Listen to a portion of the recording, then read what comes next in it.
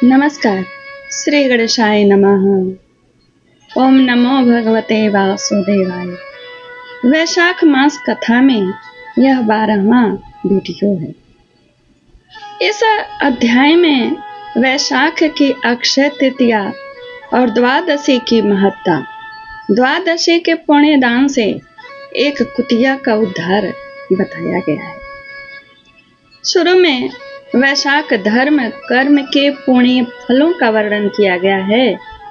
तत्पश्चात जानिए पूर्व जन्म की कुकर्मी एक महिला जो अगले जन्म में कुतिया का जन्म लेती है, किस पुण्य के प्रभाव से उसे पूर्व जन्म की बातें याद आती हैं और किस पुण्य के प्रभाव से वह वैशाख मास के पुण्य को समझते हुए एक ब्राह्मण से विनती करती है द्वादशी के पुण्य का दान देने का।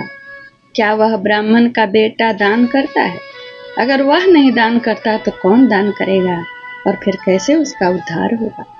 आपसे मेरा आग्रह है, शुरू से आखिरी तक सुनिए, क्योंकि कुछ न कुछ ऐसा हर कहीं न कहीं वर्णन रहता है जो हमारे ग्राह्य योग्य आसानी से रहता है। आइए सुनिए, और पूरा सुनने का पुण्य भी है महाराज। श्रुतदेव जी कहते हैं, जो मनुष्य अक्षय तृतीया को सूर्योदय काल में प्रातः स्नान करते हैं और भगवान विष्णु की पूजा करके कथा सुनते हैं, वे मोक्ष के भागी होते हैं। जो उस दिन श्री मधुसूदन की प्रसन्नता के लिए दान करते हैं, उनका वह पुण्य कर्म भगवान की आज्ञा से अक्षय फल देता है। वैशाख मास की पवित्र तिथियों में शुक्ल पक्ष की द्वादशी समस्त पाप राशि का विनाश करने वाली है। शुक्ला द्वादशी को योग्य पात्र के लिए जो अन्न दान दिया जाता है, उसके एक एक दाने में कोटि कोटि ब्राह्मण भोजन का पुण्य होता है। शुक्ल पक्ष की एकादशी तिथि में जो भगवान विष्णु की प्रसन्नता के लिए जागरण करता है, वह जीवन मुक्त होता है। जो वैशाख की द्वादशी तिथि को तुलसी के कोमल दलों से भगवान विष्णु की पूजा करता है, वह समूचे कुल का उद्धार करके वैकुंठ लोक का अधिपति होता है। जो मनुष्य त्रयोदशी तिथि को दूध, दही, शक्कर, घी और शुद्ध मधु, इन 5 द्रव्यों से भगवान विष्णु की प्रसन्नता के लिए उनकी पूजा करता है, तथा जो पंचामृत से भक्ति पूर्वक श्री हरि को स्नान कराता है, वह संपूर्ण कुल का उद्धार करके भगवान विष्णु के लिए विष्णु के लोक में प्रतिष्ठित होता है। जो सायंकाल में भगवान विष्णु के प्रसन्नता के लिए शरबत देता है, वह अपने पुराने पाप को शीघ्र ही त्याग देता है। वैशाख शुक्ला द्वादशी में मनुष्य जो कुछ पुण्य करता है, वह अक्षय फल देने वाला होता है। प्राचीन काल में कश्मीर देश में देवव्रत नामक एक ब्राह्मण था। उनके सुंदर रूप वाली एक कन्या थी जो मालिनी के नाम से प्रसिद्ध थी। ब्राह्मण ने उस कन्या का विवाह सत्यशील नामक बुद्धिमान द्विज के साथ कर दिया। मालिनी कुमार्ग पर चलने वाली पुंस चली होकर स्वच्छंदता पूर्वक इधर उधर रहने लगी। वह केवल आभूषण धारण करने के लिए ही पति का जीवन चाहती थी। उसकी हितैषणी नहीं थी पति की। उसके घर में काम काज करने के बहाने एक उसका उपपति रहा करता था, यानी कोई अन्य पुरुष। सभी जात के मनुष्य जार के रूप में उसके यहाँ ठहरते थे। वह कभी पति की आज्ञा का पालन करने में तत्पर नहीं हुई। इसी दोष से उसके सब अंगों में कीड़े पड़ गए, जो काल अंत तक और यम की भांति उसकी हड्डियों को भी वे कीड़े छेड़ डालते थे। उन कीड़ों से उसकी नाक, जिह्वा और कानों का उच्छेद हो गया, यानी गल गए। स्तन तथा उंगलियां गल गईं, उसमें पंगुता भी आ गई। इन सब क्लेशों से मृत्यु को प्राप्त होकर वह नरक की यातनाएं भोगने लगी। 1,50,000 वर्षों तक वह तांबे के भांड में रखकर जलाई गई। 100 बार उसे कुत्ते की योनि में जन्म लेना पड़ा। तत्पश्चात सौवीर देश में पदम बंधु नामक ब्राह्मण के घर में वह अनेक दुखों से घिरी हुई कुतिया हुई। उस समय भी उसके कान, नाक, पूंछ और पैर कटे हुए थे। उसके सिर में कीड़े पड़ गए थे और योनि में भी कीड़े भरे रहते थे। राजन, इस प्रकार 30 वर्ष बीत गए। एक दिन वैशाख के शुक्ल पक्ष की द्वादशी तिथि को पद्म बंधु का पुत्र नदी में स्नान करके पवित्र हो भीगे वस्त्र से घर आया। उसने तुलसी की वेदी के पास जाकर अपने पैर धोए। दयोग से वह कुतिया वेदी के नीचे सोई थी। सूर्योदय से पहले का समय था। ब्राह्मण कुमार के चरणोदक से वह नहा गई और तत्काल उसके सारे पाप नष्ट हो गए। फिर तो उसी क्षण उसे अपने पूर्व जन्मों का स्मरण हो आया। पहले के कर्मों की याद आने से वह कुतिया तपस्वी के पास जाकर दीनता पूर्वक पुकारने लगी, हे मुने, आप हमारी रक्षा करें। उसने पद्म बंधु मुनि के पुत्र से अपने पूर्व जन्म के दुराचार पूर्ण वृतांत सुनाए और यह भी कहा, ब्राह्मण, जो कोई भी दूसरी युवती पति के ऊपर वशीकरण का प्रयोग करती है, वह दुराचारणी मेरे ही तरताबे के पात्र में पकाई जाती है।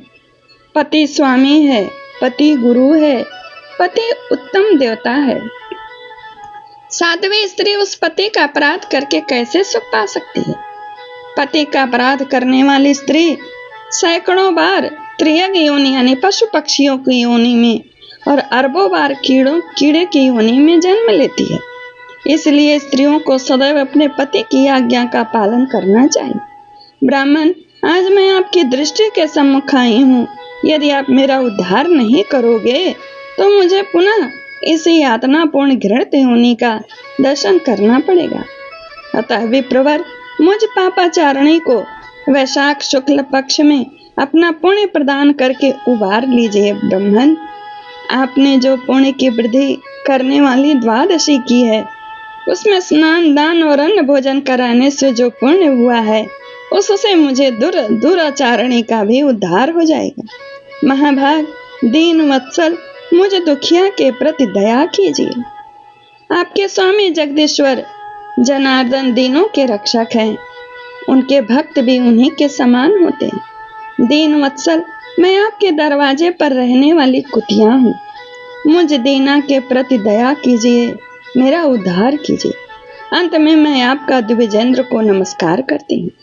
उसका वचन सुनकर मुनि के पुत्र ने कहा, कुतिया, सब प्राणी अपने किए हुए कर्मों के ही सुख दुख रूप फल भोगते हैं।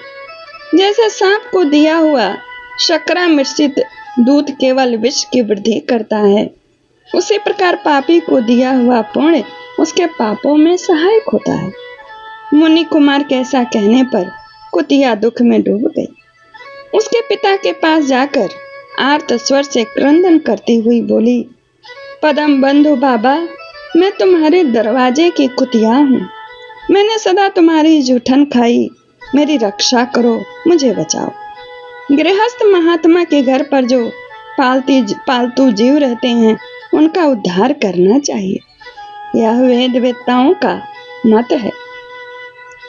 चांडाल को वे कुत्ते ये प्रतिदिन गृहस्थ के दिए हुए टुकड़े खाते हैं, अतः उनकी दया के पात्र हैं। जो अपने ही पाले हुए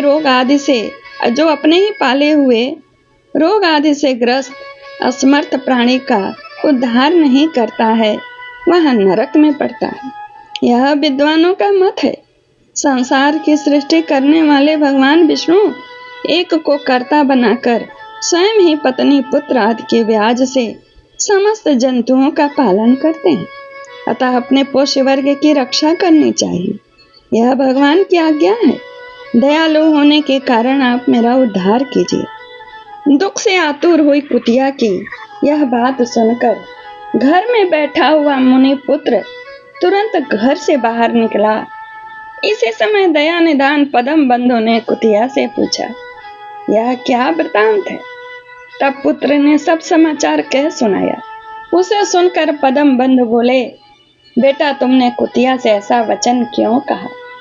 साधु पुरुषों के मुंह से ऐसी बात नहीं निकलती वत्स। देखो तो सब लोग दूसरों का उपकार करने के लिए उद्यत रहते हैं, चंद्रमा सूर्य वायु रात्रि अग्नि जल चंदन वृक्ष और साधु पुरुष सदा दूसरों की भलाई में लगे रहते हैं, और दैत्यों के महाबली जानकर भी महर्षि दधीची ने देवताओं का उपकार करने के लिए दया पूर्वक उन्हें अपने शरीर की हड्डी दे दी थी।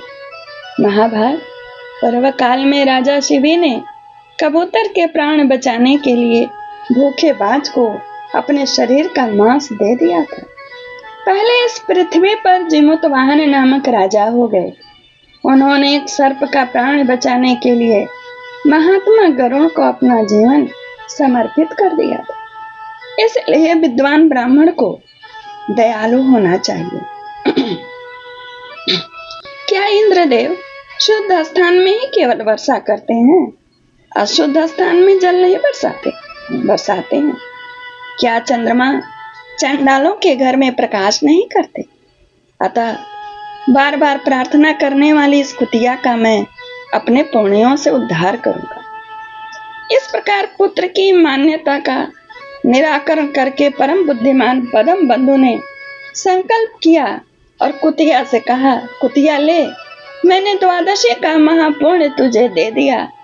ब्राह्मण के इतना कहते ही कुतिया ने सहसा अपने प्राचीन शरीर का त्याग कर दिया और दिव्य देह धारण कर लिया। दिव्य वस्त्र आभूषणों से विभूषित हो दसों दिशाओं को प्रकाशित करती हुई ब्राह्मण की आज्ञा ले स्वर्ग लोक को चली गई। वहां महान सुखों का उपभोग करते हुए इस पृथ्वी पर भगवान नर नारायण के अंश से वही कुतिया उर्वशी के नाम से प्रकट हुई। नमस्कार, जय Shri Krishna. Like comment share जरूर करिएगा। धन्यवाद।